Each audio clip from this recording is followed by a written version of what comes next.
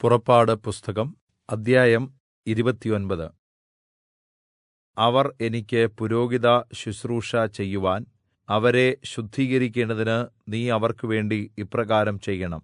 ഒരു കാളക്കിടാവിനെയും ഊനമില്ലാത്ത 2 ആട്ടുകൊറ്റനെയും പുളിപ്പില്ലാത്ത അപ്പവും എണ്ണ ചേർത്ത പുളിപ്പില്ലാത്ത ദോശകളും എണ്ണ പുരട്ടിയ പുളിപ്പില്ലാത്ത വടകളും എടുക്കണം. ഗോതമ്പുമാവുകൊണ്ട് അവ ഉണ്ടാക്കണം.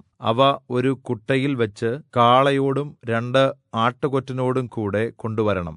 അഹരോനെയും അവന്റെ പുത്രന്മാരെയും സമാഗമനകൂടാരത്തിന്റെ വാതിൽക്കൽ വരുത്തി വെള്ളംകൊണ്ട് കഴുകണം. പിന്നെ വസ്ത്രമെടുത്ത് അഹരോനെ മേലങ്കിയും ഏഫോദിന്റെ അങ്കിയും ഏഫോദും പതക്കവും ധരിപ്പിച്ച് അവന്റെ അരയ്ക്ക് ഏഫോദിന്റെ നടുക്കെട്ട് കെട്ടണം. അവന്റെ തലയിൽ തലപ്പാവ് വച്ച് വിശുദ്ധപട്ടം അതിന്മേൽ വെക്കണം. പിന്നെ അഭിഷേകതൈലം തലയിൽ ഒഴിച്ച് അവനെ അഭിഷേകം ചെയ്യണം. അവന്റെ പുത്രന്മാരെയും കൊണ്ടുവന്ന് അങ്കി ധരിപ്പിക്കണം. അഹരോന്റെയും പുത്രന്മാരുടെയും അരയ്ക്ക് നടുക്കെട്ട് കെട്ടി അവർക്ക് തലപ്പാവ് വെക്കണം. പൗരോഹിത്യം അവർക്ക് നിത്യാവകാശമായിരിക്കണം. പിന്നെ നീ അഹരോനും അവന്റെ പുത്രന്മാർക്കും കരപൂരണം ചെയ്യണം. നീ കാളയെ സമാഗമനകൂടാരത്തിന്റെ മുമ്പാകെ വരുത്തണം. അഹരോനും അവന്റെ പുത്രന്മാരും കാളയുടെ തലമേൽ കൈവക്കണം. പിന്നെ സമാഗമനകൂടാരത്തിന്റെ വാതിൽക്കൽ യഹോവയുടെ മുമ്പാകെ കാളയെ അറുക്കണം. കാളയുടെ രക്തം കുറെ നിന്റെ വിരൽ കൊണ്ട് യാഗപീഠത്തിന്റെ കൊമ്പുകളിന്മേൽ പുരട്ടി ശേഷമുള്ള രക്തം യാഗപീഠത്തിന്റെ ചുവട്ടിൽ ഒഴിക്കണം. കുടൽ പൊതിഞ്ഞിരിക്കുന്ന മേദസ്സ് ഒക്കെയും കരളിന്മേൽ ഉള്ള വപയും വൃക്കകൾ രണ്ടും അവയുടെ മേലുള്ള മേദസ്സും യാഗപീഠത്തിന്മേൽ വച്ച് ദഹിപ്പിക്കണം. കാളയുടെ മാംസവും തോലും ചാണകവും പാളയത്തിന് പുറത്ത് തീയിൽ ഇട്ട് ചുട്ടുകളയണം. ഇത് പാപയാഗം. പിന്നെ ഒരു ആട്ടുകൊറ്റനെ എടുക്കണം. അഹരോനും അവന്റെ പുത്രന്മാരും ആട്ടുകൊറ്റന്റെ തലമേൽ കൈവെക്കണം. ആട്ടുകൊറ്റനെ അറുത്ത് അതിന്റെ രക്തം യാഗപീഠത്തിന്മേൽ ചുറ്റും തളിക്കണം. ആട്ടുകൊറ്റനെ കഷണങ്ങളായി മുറിച്ച് അതിന്റെ കുടലും കാലും കഴുകി കഷണങ്ങളുടെ മേലും അതിന്റെ തലയുടെ മേലും വെക്കണം. ആട്ടുകൊറ്റനെ മുഴുവനും യാഗപീഠത്തിന്മേൽ വച്ച് ദഹിപ്പിക്കണം. ഇത് യഹോവയ്ക്ക് ഹോമയാഗം, യഹോവയ്ക്ക് സൗരഭ്യവാസനയായ ദഹനയാഗം തന്നെ. പിന്നെ നീ മറ്റേ ആട്ടുകൊറ്റനെ എടുക്കണം. അഹരോനും അവന്റെ പുത്രന്മാരും ആട്ടുകൊറ്റന്റെ തലമേൽ കൈവെക്കണം.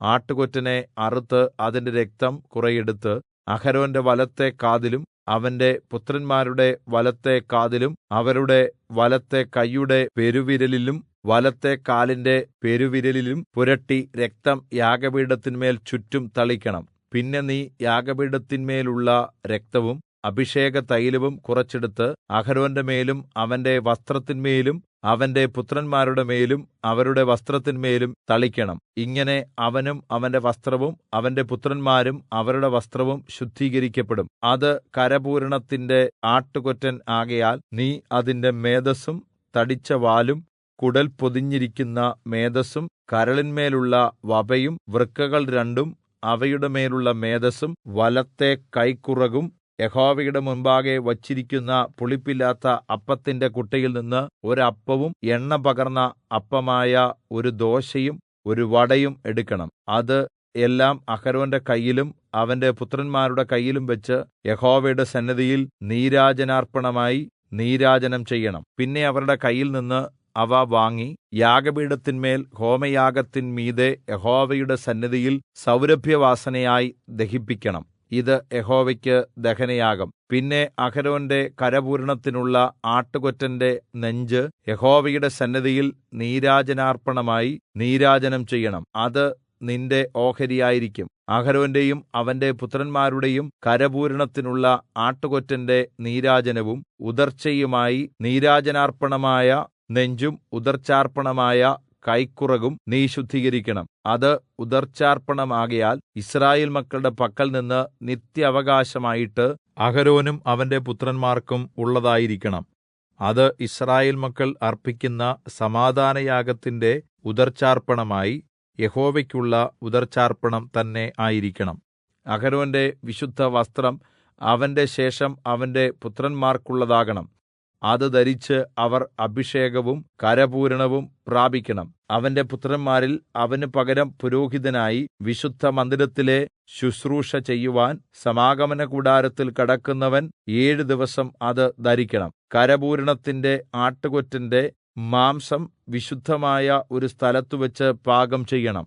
ആട്ടുകൊറ്റന്റെ മാംസവും കുട്ടയിലുള്ള അപ്പവും അഹരോനും അവന്റെ പുത്രന്മാരും സമാഗമനകൂടാരത്തിന്റെ വാതിൽക്കൽ വെച്ച് തിന്നണം. അവരുടെ കരപൂരണത്തിനും വിശുദ്ധീകരണത്തിനും വേണ്ടി പ്രായശ്ചിത്തം കഴിക്കുന്ന വസ്തുക്കളെ അവർ തിന്നണം. അവ വിശുദ്ധമായിരിക്കുകയാൽ അന്യൻ തിന്നരുത്. കരപൂരണയാഗത്തിന്റെ മാംസത്തിലും അപ്പത്തിലും വല്ലതും പ്രഭാതകാലം വരെ ശേഷിച്ചിരുന്നാൽ ആ ശേഷിപ്പ് തീയിൽ ഇട്ട് ചുട്ടുകളയണം. അത് വിശുദ്ധമാകയാൽ തിന്നരുത്. അങ്ങനെ ഞാൻ നിന്നോട് കല്പിച്ചതുപോലെയൊക്കെയും നീ അഹരോനും അവന്റെ പുത്രന്മാർക്കും ചെയ്യണം. 7 ദിവസം അവർക്ക് കരപൂരണം ചെയ്യണം. പ്രായശ്ചിത്തത്തിനായി ദിവസേന ഓരോ കാളയെ പാപയാഗമായി അർപ്പിക്കണം. യാഗപീഠത്തിനും പ്രായശ്ചിത്തം കഴിച്ച് പാപശുദ്ധി വരുത്തുകയും അതിനെ ശുദ്ധീകരിക്കേണ്ടതിന് അഭിഷേകം ചെയ്യുകയും വേണം. 7 ദിവസം നീ യാഗപീഠത്തിനായി പ്രായശ്ചിത്തം കഴിച്ച് അതിനെ ശുദ്ധീകരിക്കണം. യാഗപീഠം അതിവിശുദ്ധമായിരിക്കണം.